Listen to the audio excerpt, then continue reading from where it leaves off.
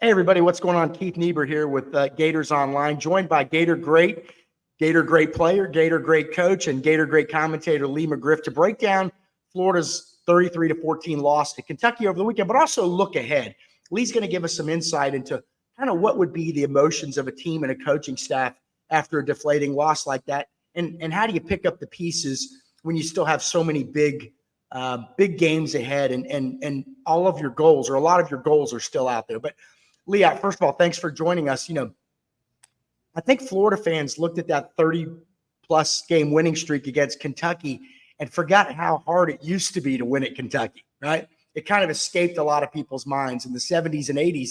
It was a difficult place to play. That 1984 team that won the first ever official SEC title in school history, that was later stripped. They struggled to win at Kentucky. Some of the great teams in the 70s struggled to win at Kentucky. It's just, it's kind of been that place that before that huge streak was not an easy place to go in and win, but it was a deflating loss, like we said the other day, 33-14.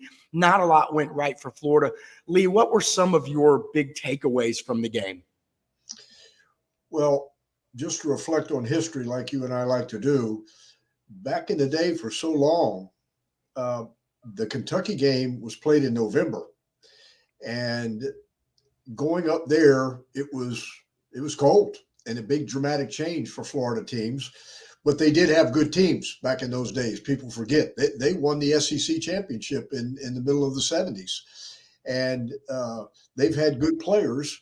But then there was the stretch. And I think one of the things Steve Spurrier masterfully did, like he did a lot of things, he got that game moved out of November and earlier in the year.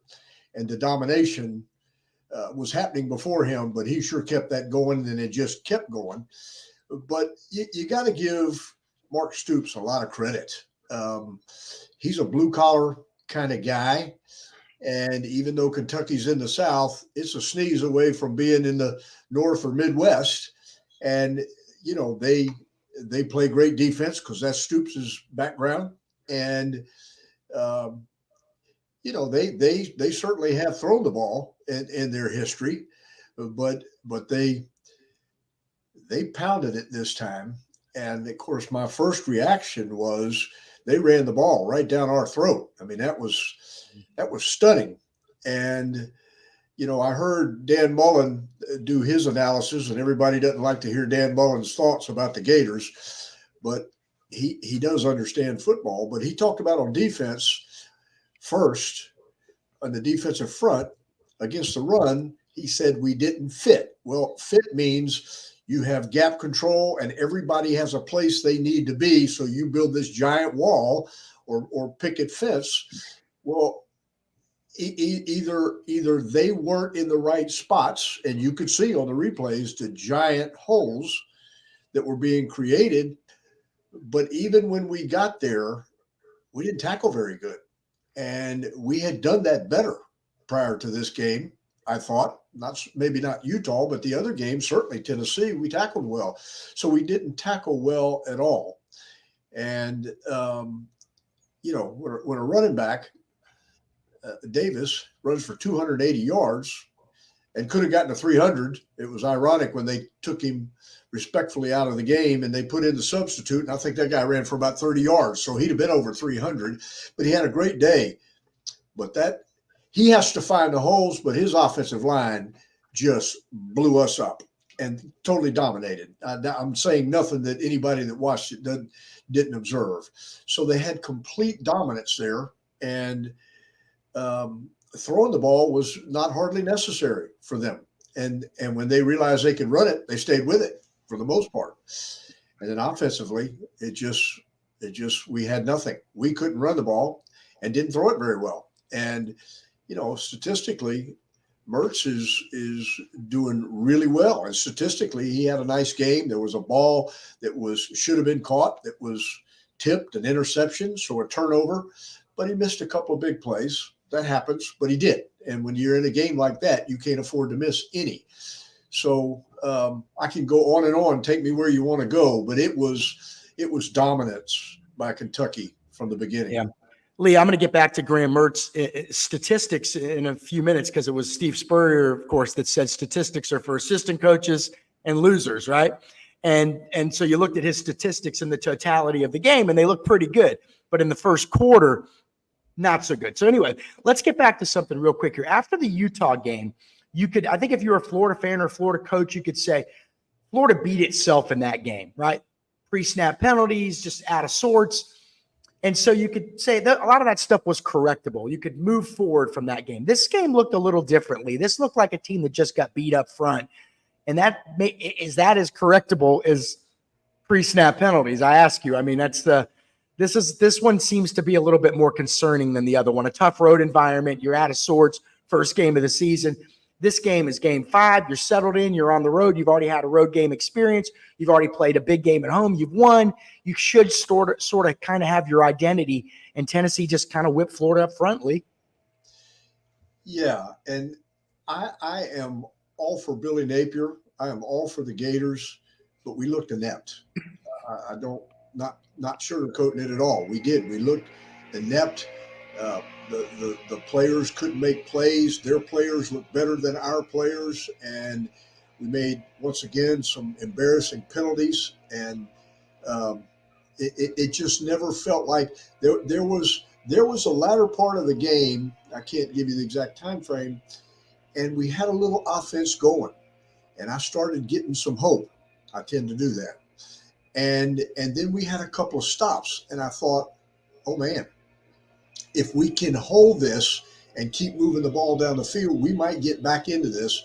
But that didn't last long. It was just a blink that lasted. So to your point, Keith, this looked like a better team that just whipped us. And I will say this: it's about the middle of the season, but maybe Kentucky's really good. I mean, that's what you don't know in this part of the season is maybe they're really good. We'll see. That's what happens. But they're at least good. But maybe they're really good. Maybe they hold their own. We'll find out.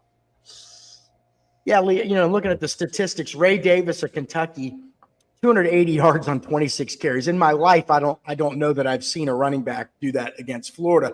I don't think Herschel Walker ever had that many yards against Florida, Lee. Bo Jackson certainly did not. Auburn lost to Florida 3 of the 4 games Bo played in, and he didn't get over 100 yards but one time against Florida. So 280 yards a lot. So that stands out. As a whole, Kentucky 329 yards rushingly on only 36 carries, almost 10 yards a carry. Now, obviously, there's a 75-yard run in there, but you factor that into every game. Florida, on the other hand, had 69 yards rushing. So kind of a similar pattern to what we saw in week 1 at Utah, where the other team rushed for a lot of yards and you didn't rush for a lot of yards. Another key stat, Lee, if I would have said Devin Leary, Kentucky's quarterback, is going to go 9-19 for 69 yards, if I would have told you that before the game, you might have taken that. You bet. Right? All right, Graham Mertz. Here's the thing that's interesting. I took a little criticism last night, Lee. I mean, who am I, right? Nobody. But Graham Mertz went 25 of 30, 244 yards, 2 touchdowns, 1 interception, which, quite frankly, he threw the ball right to the guy, bounced up in the air, and it got intercepted. So it wasn't his fault. But to your point earlier, you said that he had a couple plays early in the game that he could have made, a couple throws that he did not. So my only criticism was, hey, I love what he's doing this year. I do. But in the Utah games and the Kentucky games, the bulk of his passing statistics were when the game was sort of, you're playing catch up. You're going to get yards, right? But in the first quarter and a half of both those games, they weren't able to make a lot of completions, right?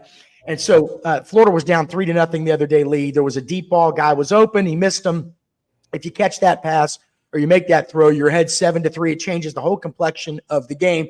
And there was one other incompletion. So as a whole, look, the guy completed something like 19 straight passes at one point. But as a whole, would you rather have one big completion when it's still a game or 19 straight completions when it's not much of a game? That's the only, again, who am I to criticize, right? I'm not really criticizing. I'm just saying Florida, people thought he needed to be a game manager this season, Lee, and I'm starting to think after 5 games, they're going to need him to be a little bit more than a game manager. Yeah, I thought that's where you might go, Keith, and I'm with you because that was a game to if we were going to win it, we needed to throw it. And I think our receivers are a bit of a mystery. They get hurt a lot. I don't know why that is, but we keep getting guys hurt and don't have the full arsenal of who we have. And so maybe that's part of the issue with the throwing game. But that was a game pretty early that said, let's go throw the ball and see if we get this going throwing the ball. And we tend not to do it. And in reflection, and fans were a little bit restless, and maybe I was too, but we come back, two games that we played after the Utah game, McNeese State, and then Charlotte. We didn't throw it around very much. We ran the ball. And then when you squeeze in Tennessee and you think, okay, if that's what Napier thinks this team is, we ran the ball good against Charlotte, and we did the same against McNeese State, and we ran it well against Tennessee. So maybe that's who we are. And there wasn't a lot of work on the passing game in those lesser games. And then when it comes to a game like Kentucky, where that's what we needed to do, it wasn't there. It wasn't there. And I'm with you that I hear fans say, and that's fine, I hear them, but I do agree. We don't throw the ball down the field a lot. And again, I don't know if that's just philosophical by Coach Napier and his staff, or is it we don't have enough guys right now who are healthy and able to push it down the field like we need to. It's problematic. I do know that. Yeah, and I want to be clear. I'm not blaming Graham Mertz for the loss. I think he's done fine this season, quite frankly. But again, like you said, this is a situation where they needed him to step up, particularly in the first half when it was still a game. Lee, Florida had 44. So I'm battling a little cold here. Florida had 44 yards in the first quarter. Okay, you're already down 16-0. Then Kentucky goes up 23-0 early in the second quarter. Then you get all your yards after that. They're kind of hollow yards to me. But I don't want to look. I think Graham Mertz has done fine. He might need to take another step forward, him and the passing game for Florida to maybe kind of do some things. That's all I'm saying. I think I want to be clear on that. Yeah. I don't really put it on Graham Mertz. You got to call plays and give him a chance to execute them. He's not calling the plays. He's executing what they're asking him to do.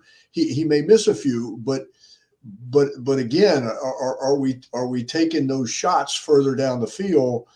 I don't think the plays he's being given are asking him to do that. And so I'm going to give him credit for executing what he's been given. Okay. All right, let me ask you this. We're going to do, we don't want to be too negative here. Look, it was a terrible loss. Let's be honest. Deflating, like we said, but kind of your biggest concern coming out of that game, Lee, and then let's give people a reason for optimism. It's not the end of the world, obviously. I guess nobody cares what I think, but to me, the two biggest things coming out of that game are I'm still concerned, but maybe more than ever, about the offensive line. And then two, what's going on the road? We know it's always tough to win on the road. I get that. But Florida was really kind of out of these games by the second half, both times. And so what's going on there? So those are the two things that stood out to me. What about you? What's the negative takeaway from this game? The negative or your biggest concern? And then obviously we'll get to your biggest point of optimism. Well, our defense, who I thought was maybe the strength of our team, had a complete meltdown. They were completely dominated in the running game. So that concerns me. Who are we? And then offensively, it goes back to we did get shut down in our running game, and we couldn't counter it with an effective passing game. Those are two pretty big concerns. And, I'm with you. The facts are is we go to Utah, we go to Kentucky, and Kentucky was a worse in my mind, because it's an SEC game, meltdown than Utah. So, that lack of maturity or focus, however you want to categorize it, is a big concern because we got some more away games, and I don't know who we are. Obviously, the remedy is we have Vanderbilt for homecoming. We need to win. All right. Positive though. Any reason for optimism, reason for hope? And it's still a young team. It's still coming together. It's still building chemistry, still getting healthy. You tell me. What do you think? Well, you and I are both Gators, so I'm going to choose to be optimistic. And we do have Vanderbilt at home, and that's a good thing. So that may not be terribly exciting, but that would push us to 4-2 and give us another SEC win. And then looking at the schedule, I keep saying I don't quite know who we are, but you would think we could have a shot at beating South Carolina. The Georgia game is a monster. Arkansas's at home. LSU is awfully good. So Missouri, it's scrambled eggs right now. And, this is a very ambiguous statement. I don't think that our players are no good. I see athletes out there. I see capable people. They're not playing very well. But what's that about? I don't know, because I don't live with them day to day. I don't coach them. I'm not there with them all the time. But they're not playing very good on game day at times. And I don't know what the formula is at. Is it because they're young, haven't played very much? I don't know that answer. So to your point, the schedule says we can still have a really, really great year. That's 2 losses. Well, that's not good. But if you somehow turn the ship around and go win most of the rest of the games, it could be a strong year. And, for me personally, I looked at the schedule before the season and just thought, if we came away this year with 8 wins, that'd be a really good year. Well, that's not out of the question yet. So yeah, just because I'm a Gator and I want them to get right, what they have ahead, they could. But based on what we just saw Saturday, that's got to change. But weren't we shocked by Tennessee? Yeah. So maybe that's in us again. Lee, just philosophically, I look, you're a great guy. You don't want to, and you coached and you played, and you don't want to, you know what it's like to be on the other side and have people criticizing your every move, right? I mean, so I'm sure you listen to those call-in shows and people said, look, if you just call better plays, you'd never lose. You got to have the personnel though. So just philosophically, let's talk about play calling if we can. From a coach's perspective, you're a former coach. I contend that you can really sometimes only call the plays that fit your personnel. I mean, in other words, if your offensive line can't block long enough for receivers to run double moves, you can't throw deep all game like the fans want you to do. So when you look at the offense, are you looking at things more like, I wish they'd be doing this or that? Or are you kind of looking at it like maybe they just don't have the personnel to do some of these things I'd like them to see them do? Does that make any sense? I'm trying to kind of dance around it a little bit here. And I alluded to it earlier. Yeah. In the throwing game, we're missing some receivers. They're not healthy. Guys that can play. I don't think we're 3 deep at receiver, but it just makes me wonder. Our tight ends are solid players, but they're not going to stretch the field. None of those guys run well enough to stretch the field. And then, are you going to go to 4 and 5 wides? Well, we do some, but who are those guys and how much can they push it down the field? In simple terms, I look at, of course, this is where my brain tends to go, that our throwing game is not very threatening.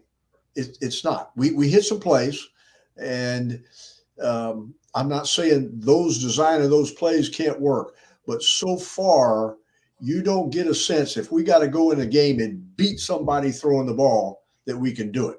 There's been some games where we did beat somebody, and like Tennessee, we beat them running the ball. Okay, but now if the running game goes a little bit south like it did against Kentucky, can we throw the ball and move it downfield? The answer is I'm not very confident in that right now. All right. You're Billy Napier, let's say, Lee, and you've been on these staffs before. You were at Florida under Charlie Pell, and I think you worked with Coach Dickey for one season. I did. And so you obviously, there's been some difficult losses you had to go through as a coach. So how do you come back from something like this? If you're the staff, look, it's just one game. There's still so much in front of them. But what's the focus? What are the goals this week of a team, just in general terms? I don't know what plays they're going to work on and all that stuff, but how do you kind of get their minds back to where they were? Because that was a test of physicality and a test of will, and Kentucky came out way on top, Lee. Yeah. Keith, you and I talked about this. So if I sound redundant, it's because I am. Okay. We talked about this after Utah.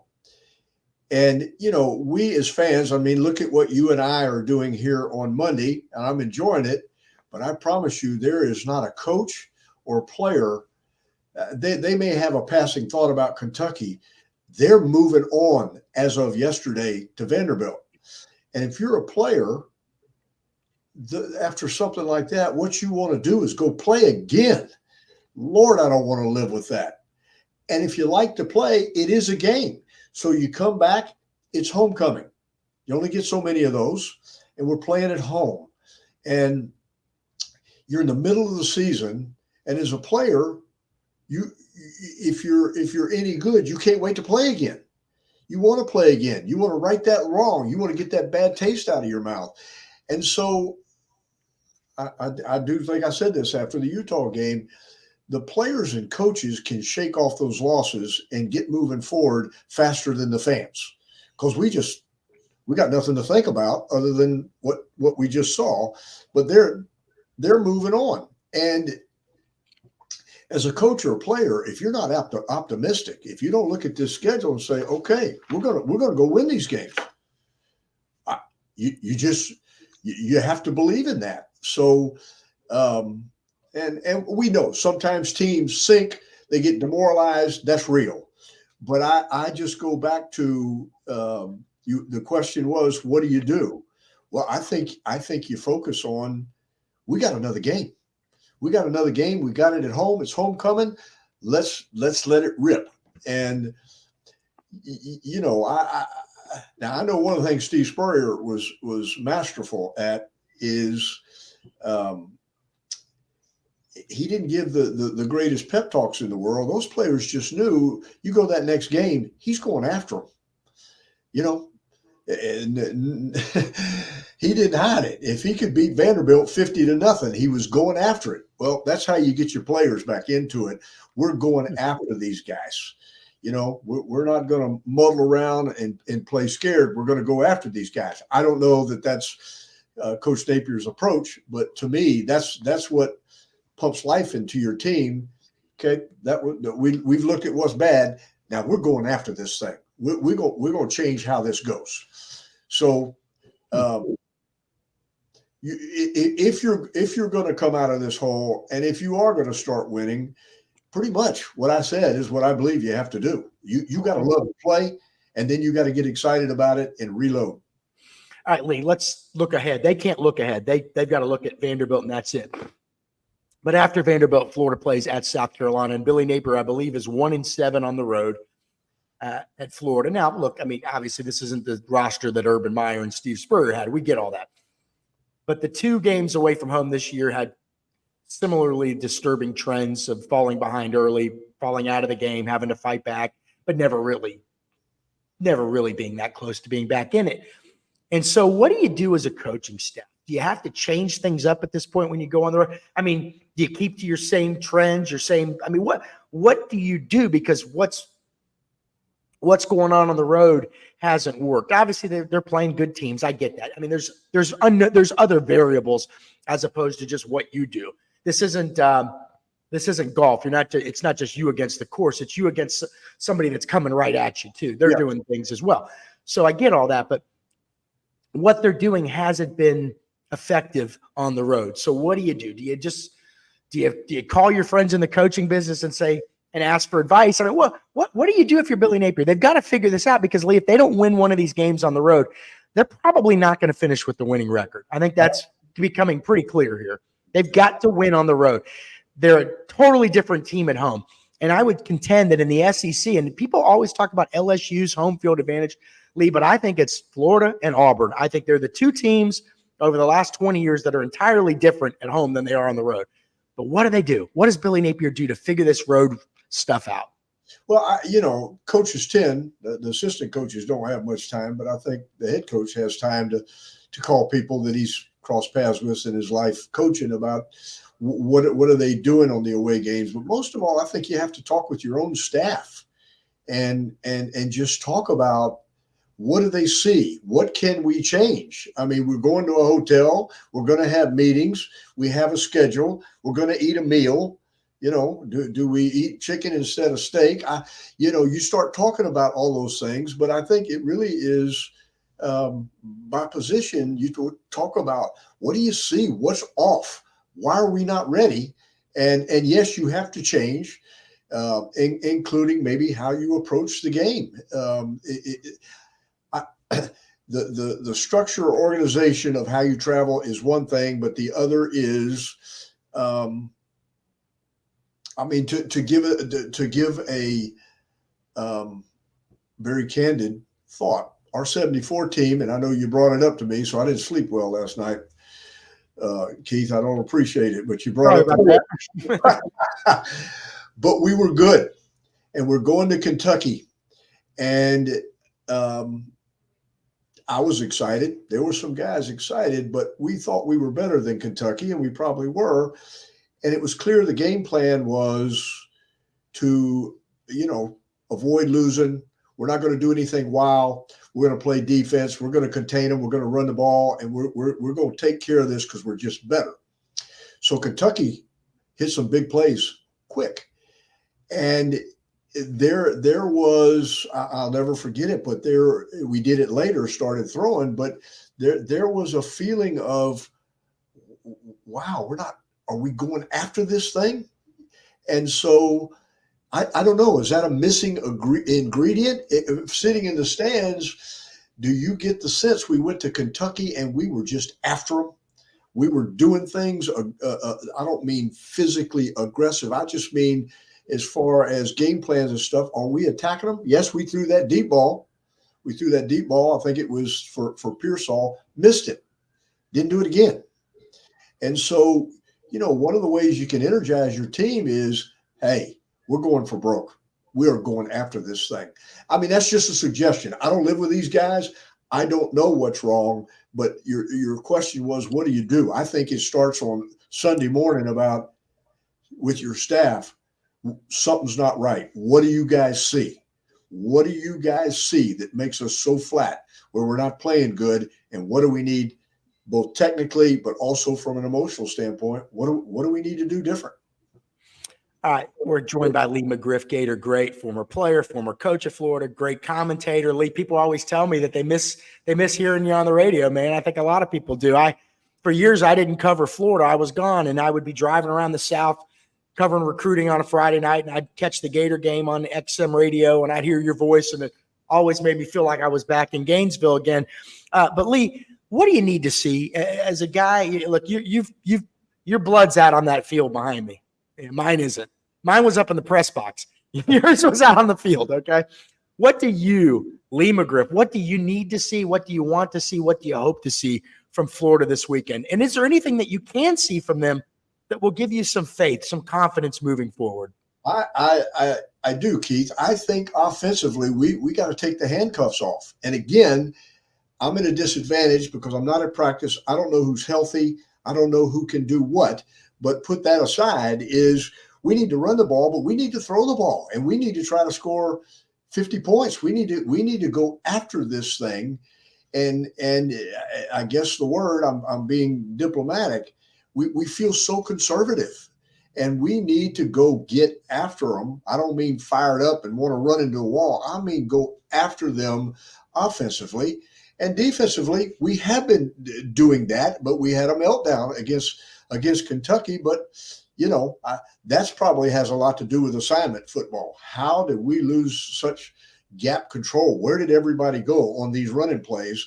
But get back at it. But to me, I tend to lean my brain does towards offense. I just feel like offensively, we need to go after this and loosen up and take some shots, because there's no way in my mind we're going to go through the rest of this season throwing the ball 20 times, 25 times, and not throwing it downfield and ramming the ball down people's throats. I think we can run the ball well, and I'm not so sure our running backs were completely healthy in that game. But I just think we have to have a more balanced attack where it truly is an attack when we throw the ball, not just trying to get a first down or take more shots. We do take some shots, but maybe we need more. All right, if you like what we're doing here, make sure you hit the like button, hit the subscribe button, leave a comment. I'll go back through and answer all of them later. But, Lee, I started thinking, and I just have one more question for you.